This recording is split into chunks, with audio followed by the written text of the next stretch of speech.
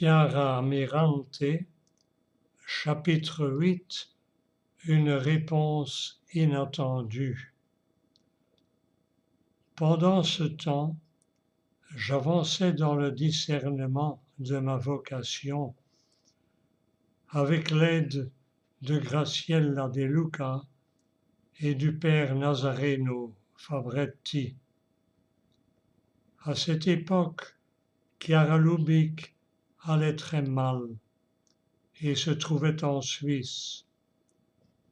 Il n'était donc pas possible de la contacter pour lui demander conseil sur cet impérieux appel qui habitait mon cœur. Je désirais tout faire dans l'obéissance parce qu'avant de me plonger dans l'enfer de la rue, je voulais avoir la certitude de bien rester attaché à la vigne. Moi, je suis la vigne, et vous les sarments. Celui qui demeure en moi et en qui je demeure, celui-là porte beaucoup de fruits, car en dehors de moi, vous ne pouvez rien faire. Jean 15. Après un temps de discernement, mes accompagnateurs me répondirent: pour rester dans l'obéissance, si tu ne trouves personne qui vive déjà la même vocation que toi et qui ait de l'expérience dans ce domaine, la seule voie est de t'adresser à un évêque, rassemblant en lui-même tous les charismes. Il a aussi la grâce pour en guider un nouveau. Nous étions en mai 1990 et je fis comme d'habitude une prière un peu folle. Jésus, tu as dit que sans toi, nous ne pouvons rien faire, que tu es la vigne et nous les sarments. Pour aller dans l'enfer de la rue, il faut que je te sois attaché par une double corde. Et la seule manière de le faire que je connaisse, c'est d'obéir à l'Église. Alors, montre-moi qui est cette personne qui te représente et à qui je peux promettre obéissance. C'était une semaine avant la fin du mois marial. Je me suis donc aussi confié à la Vierge Marie en lui disant: ma petite maman, je t'en prie, fais-moi rencontrer avant la fin du mois la personne à qui je pourrai obéir, un évêque ou quelqu'un qui vit déjà cette vocation, qui puisse me confirmer que mon désir d'aller dans la rue à la recherche des drogués, des prostituées, des personnes malades du sida, des alcooliques, des délinquants et des plus désespérés est bien la volonté de Dieu et qui puisse me guider.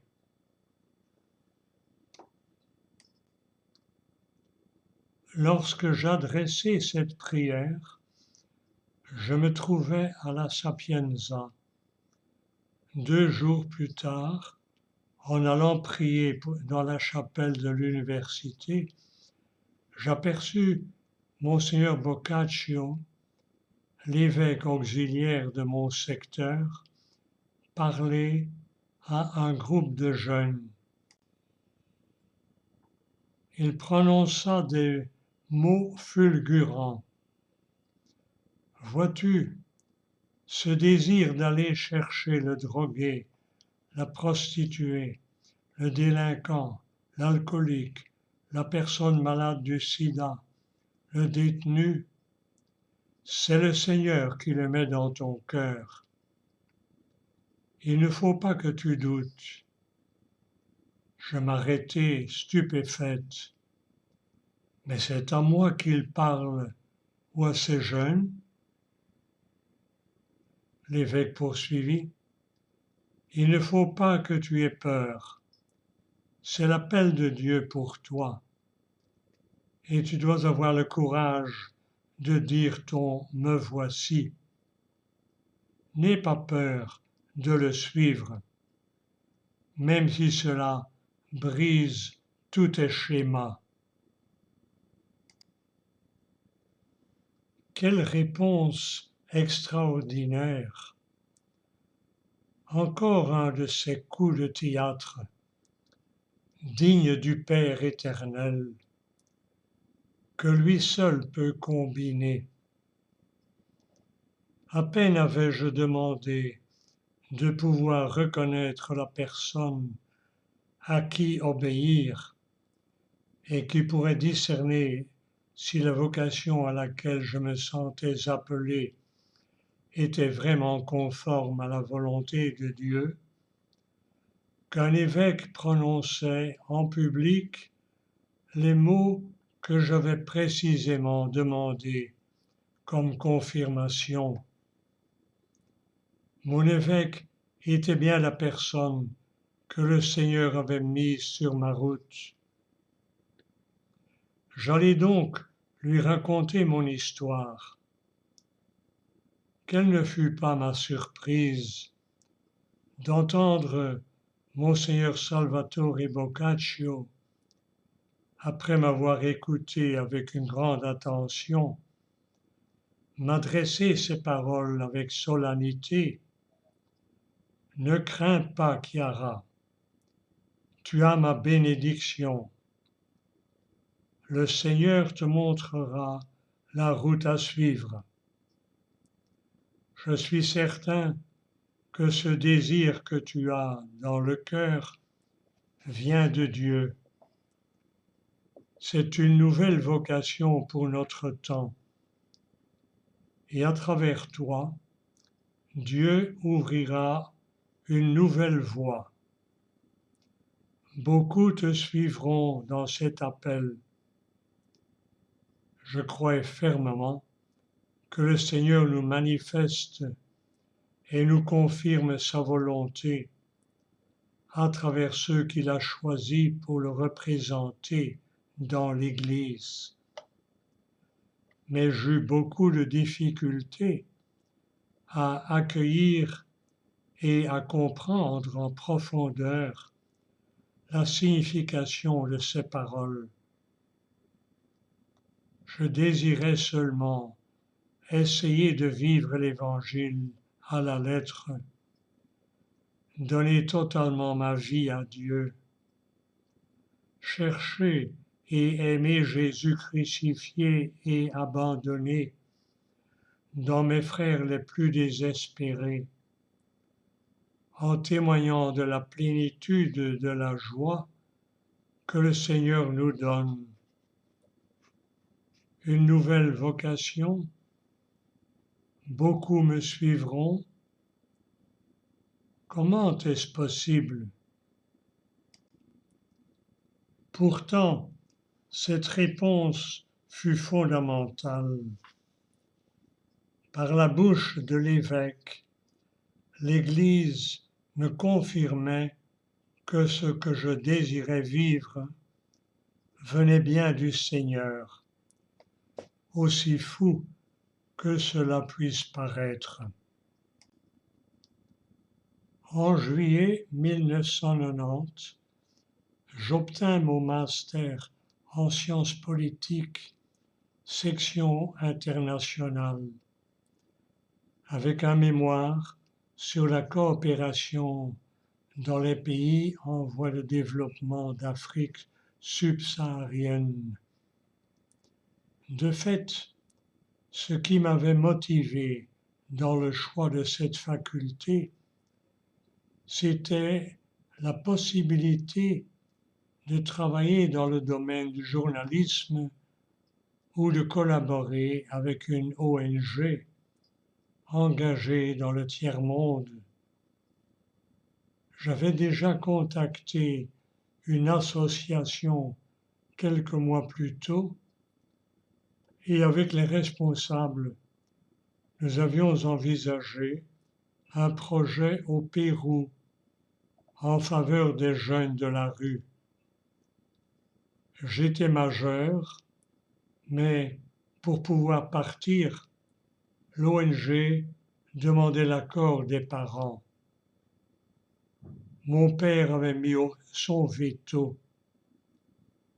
Tu as guéri grâce à un miracle et désormais je ne te permettrai pas d'aller à nouveau te détruire comme tu es capable de le faire.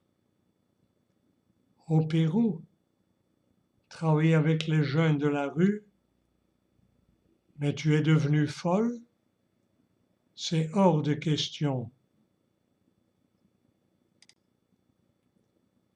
Sans son accord écrit, je ne pouvais pas partir pour le Pérou.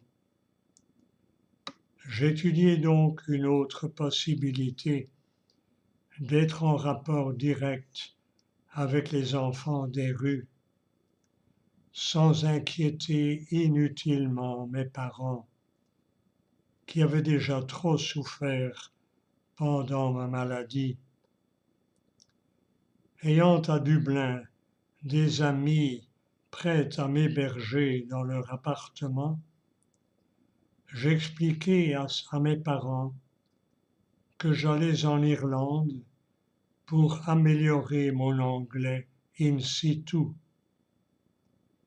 En réalité, cela me permettait de m'éloigner de la maison sans risquer d'éveiller des soupçons et de commencer concrètement l'expérience de la rue la nuit.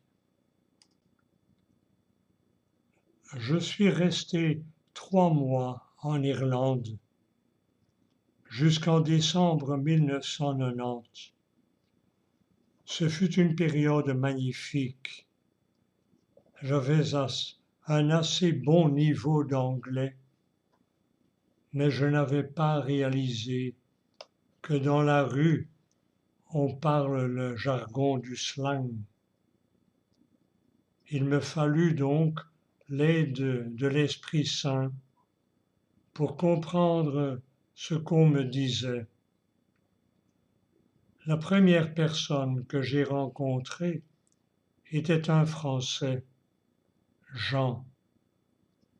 Je l'ai trouvé devant une cantine dans le centre de Dublin, où les sans-abri, mais aussi les jeunes désorientés, pouvaient avaler un plat chaud.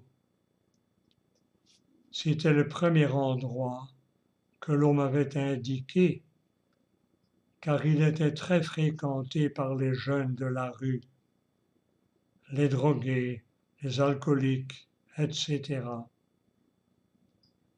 Je découvris aussitôt que ceux qui vivent dans le monde de la rue ont un 6e sens, une sorte d'instinct animal.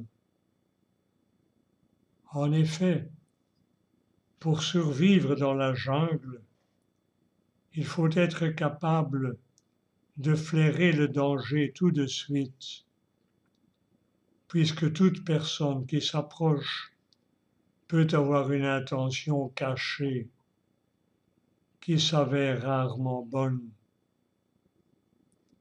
En même temps, leur sensibilité leur fait percevoir très vite si l'on vient simplement pour les aider.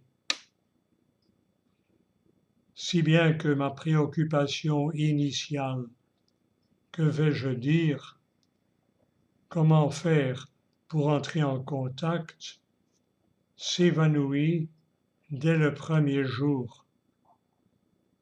En effet, je me suis rendu compte très tôt que lorsqu'on vit dans la rue, on est tellement seul qu'on a du mal à croire à la sincérité de l'autre.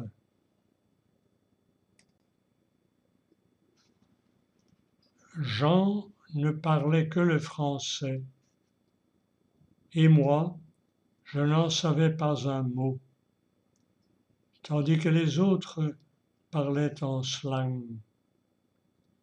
Pourtant, il s'est instauré un dialogue qui dépassait largement nos capacités objectives de communication grâce au langage universel auquel nous sommes tous particulièrement sensibles, celui de l'amour. Peut-être parce que trop souvent il n'a pas connu l'amour, celui qui vit dans la rue est-il justement en mesure de le reconnaître? C'est comme si dans le désert, il voyait tout à coup une source et qu'il sentait le besoin instinctif de s'approcher de l'eau pour y boire. Jean était le type même du sans-abri, avec son chapeau extravagant, son pantalon large et sale, mais il affichait un visage malin et des cheveux bouclés noirs. Je lui ai demandé « Qu'est-ce que tu fais de bon ?» Il était appuyé contre le petit mur de la cantine, son visage exprimant une souffrance évidente. Il m'a regardé comme si j'étais une extraterrestre. Il n'en revenait pas que quelqu'un s'intéresse à lui. Quand il a commencé à me parler en français, j'ai ri intérieurement. Je parie que je suis tombé sur le seul français de tout Dublin. Mais bizarrement, nous avons continué de bavarder, lui en français et moi en italien, pendant plus d'une heure. Il m'a raconté toute sa vie. Parce qu'il était alcoolique, les services sociaux venaient de lui retirer la garde de sa petite fille, Claire, qu'il avait eue d'une jeune fille avec qui il vivait dans une baraque en banlieue. Sa fille lui avait donné l'envie de se sortir de l'alcool. Ce fut donc une tragédie de la perdre et désormais il était prêt à tout pour retourner avec elle. Ensuite, Jean m'a posé des questions sur ma vie et je lui racontai mon histoire à cœur ouvert, ma rencontre avec le Seigneur et comment j'avais trouvé dans l'Évangile ces perles de lumière, ces réponses de feu que je cherchais de tout mon être. Ce qui me surprit chez lui, mais aussi chez beaucoup d'autres que j'ai rencontrés par la suite, c'était son désir de faire l'expérience d'une communion vraie, alors qu'il fréquentait un monde dans lequel on vit à fond une complicité dans la défense collective. On se fait un trip ensemble. Ce n'est certainement pas une réponse aux vrais besoins du cœur. Je fus aussi frappé par cette incroyable soif de Dieu que je retrouvais chez des jeunes à peine sorti de prison, qui vendait les stupéfiants les plus divers et s'en étourdissait. À Dublin, le problème le plus répandu est surtout l'alcool, car de nombreux jeunes ont l'habitude de s'enivrer le week-end. Il n'y a ensuite qu'un pas pour glisser du divertissement du samedi soir à la dépendance à l'alcool et à la toxicomanie. Je me suis rendu compte à quel point il est facile, autant pour les jeunes de banlieue que pour les fils de bonne famille, de tomber dans l'illusion de ces paradis artificiels qui bradent un bonheur à bas prix et de se retrouver ensuite dans l'engrenage pervers d'une aventure ayant pour seule maxime: amuse-toi et fais ce que tu veux. Pour la première fois, j'ai touché du doigt combien l'enfer est lié à la recherche obsessionnelle de bonheur et de liberté, induite par la culture hédoniste, qui pousse à croire que le chemin de la réalisation de soi se trouve dans le plaisir.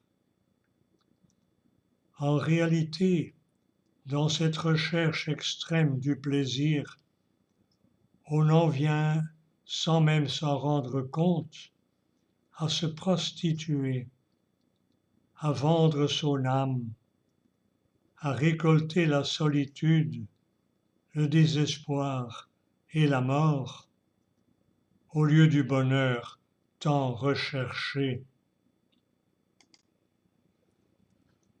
C'est le paradoxe de celui qui, ayant perdu l'envie de vivre, se retrouve entièrement soumis à sa propre liberté. Recherchée au mauvais endroit, celle-ci enferme dans une prison qui tourmente l'âme et finit par la tuer.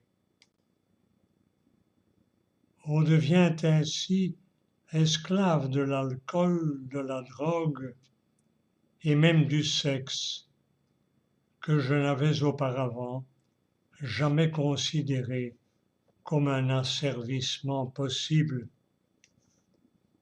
Je l'avais toujours vu, en effet, comme un don magnifique de Dieu, le langage de la communion entre deux créatures qui engendre la vie. Je découvris alors que la sexualité vécue sans amour pouvait au contraire conduire dans un cercle infernal où sont infligées des blessures parfois pires que ces coups de poignard que l'on peut donner quand on est en crise d'abstinence et qu'on veut se procurer une dose.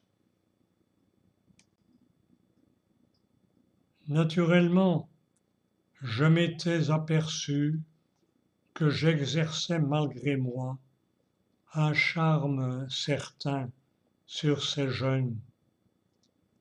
J'avais donc pour stratégie de passer et de disparaître, sans jamais laisser personne s'attacher à moi, parce que si quelqu'un tombe amoureux de toi, tu risques ensuite de le faire souffrir et de lui faire plus de mal que de bien. J'avais toujours sur moi une petite carte sur laquelle j'indiquais différents centres d'accueil, structures pour sans-abri, cantines et foyers. Ainsi, selon leurs problèmes, j'orientais les jeunes avec qui j'étais entré en contact. Mais je pris de plus en plus conscience, à Dublin d'abord et ensuite à Rome, que dans notre façon de faire la charité, nous nous arrêtons généralement à l'extérieur. Lorsque Jésus a dit « Aimez-vous les uns les autres comme je vous ai aimé », il ne s'est pas contenté de multiplier les pains et les poissons.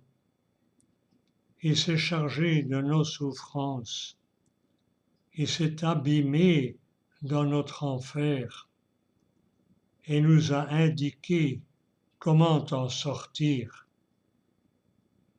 Or, je constatais que l'œuvre caritative est surtout une assistance, dans la mesure où elle se limite à offrir un lit pour dormir, de la nourriture pour rassasier, et parfois même pas cela. Mais très souvent, celui qui vit dans la rue a besoin d'un long et sérieux travail d'accompagnement pour entreprendre un chemin de guérison du cœur, de libération des dynamiques complexes qui empoisonnent l'âme. Il est essentiel qu'il soit pris par la main et suivi dans la redécouverte, puis la difficile croissance de la vie spirituelle. Sur ce plan, c'était le désert total. Personne pour proposer un chemin spirituel qui donne sens à la souffrance, qui réponde à ce besoin profond de paix, de joie, de vérité et d'amour imprimé dans le cœur de tous les hommes. Il m'a paru urgent de mettre en place une charité qui ne se limite pas à donner un poisson à celui qui a faim, mais qui enseigne à pêcher. J'ai commencé à réfléchir à un chemin de guérison intérieure avec les instruments que nous a enseignés le plus grand psychologue qui ait jamais existé, Jésus. Pour nous chrétiens, le don de la foi est une grande responsabilité, car il ne s'agit pas seulement d'une notion théorique, je crois que Dieu existe, de fait Satan aussi le croit, mais c'est l'expérience de l'amour de Dieu, des nouveaux horizons que nous dévoile l'Évangile vécu, de la rencontre avec le Christ ressuscité, rencontre qui ne peut pas ne pas changer la vie. Si nous sommes chrétiens, nous croyons vraiment que cet homme extraordinaire, pour qui les musulmans, les hindous et les bouddhistes ont d'ailleurs une profonde estime, n'est pas seulement un grand prophète, mais qu'il est le Seigneur de la création. Et si le Seigneur de la création, le Verbe de Dieu, est venu habiter parmi nous, c'est qu'il avait certainement quelque chose d'essentiel à nous dire pour notre existence. Dans ces paroles, nous trouvons la réponse aux besoins de paix, de bonheur, de liberté et de sens imprimés dans notre âme. Il a dit, je suis le chemin, la vérité et la vie. Malheureusement, la plupart du temps, tout en nous disant chrétiens, nous ne prenons pas suffisamment au sérieux la parole de Dieu et nous ne goûtons pas aux fruits merveilleux qui jaillissent quand elle est vécue avec radicalité. Les fameux faux prophètes d'aujourd'hui se démènent comme des fous pour nous faire croire que nous trouverons ce que notre cœur recherche dans le sexe, la drogue, le succès, l'argent ou le pouvoir. Certes, ce sont des intérêts économiques très puissants qui fomentent ce lavage de cerveau.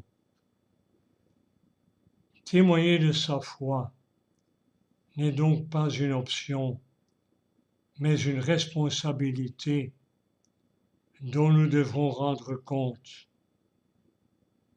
La foi ne peut être désincarnée de notre vie quotidienne parce que c'est une réponse très concrète aux grandes questions de l'existence.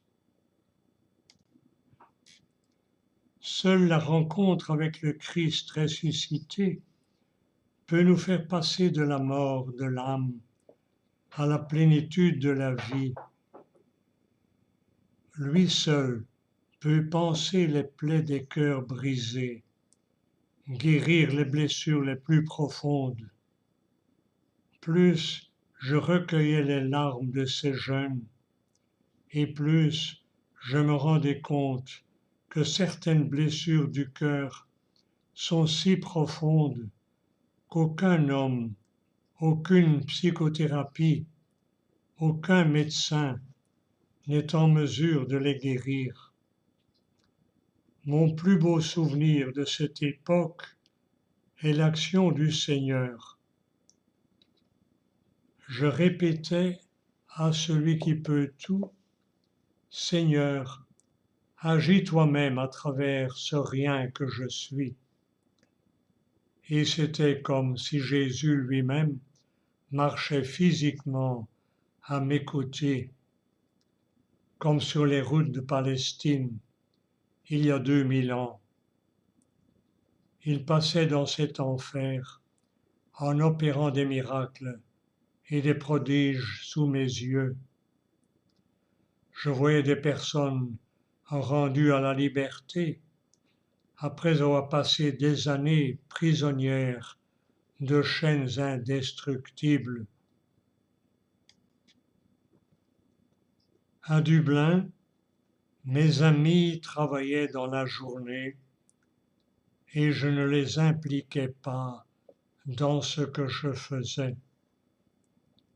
Je me limitais à leur partager le récit de mon expérience, qui les intriguait et les surprenait. Mais même si l'une d'elles avait tenté de m'accompagner, je n'aurais pas pris la responsabilité d'emmener quelqu'un avec moi parce que je ne voulais pas faire courir de danger à autrui. De mon côté, je travaillais également en traduisant des manuels de l'anglais à l'italien et j'essayais de perfectionner ma langue de cette manière. J'ai rapporté d'Irlande toutes les larmes recueillies pendant ces journées et ces nuits intenses, mais aussi la joie d'avoir vu que si l'on remet à Dieu, qui est amour, chacune des larmes que l'on recueille, elle resplendit d'une lumière nouvelle. comme l'arc-en-ciel composé de nombreuses gouttelettes qui, traversées par la lumière du soleil, forment un pont de couleurs entre le ciel et la terre. De la même façon, remise au Seigneur et réchauffée par le soleil de son amour, toutes ces larmes deviennent de mystérieux arcs-en-ciel qui apportent les couleurs du ciel dans les nuits infernales de tous ces jeunes. Chacune de ces histoires m'a profondément marqué. Chaque rencontre était un enfer qui s'ouvrait, un monde qui se dévoilait, un gouffre dans lequel entrer sous la pointe des pieds, mais aussi la contemplation de quelque chose de beau, l'espoir qui renaît, un désir venu du néant de redécouvrir que la vie en plénitude est possible. Cette expérience m'a enrichi. En repartant, je n'ai pas éprouvé la douleur de la séparation, parce que les très belles relations de communion profonde qui se sont créées avec tous font entièrement partie de mon histoire. Fin du chapitre 8, une réponse inattendue. Prions. Seigneur, donne-nous la grâce de croire que tu es le Seigneur de la guérison du cœur blessé. Amen.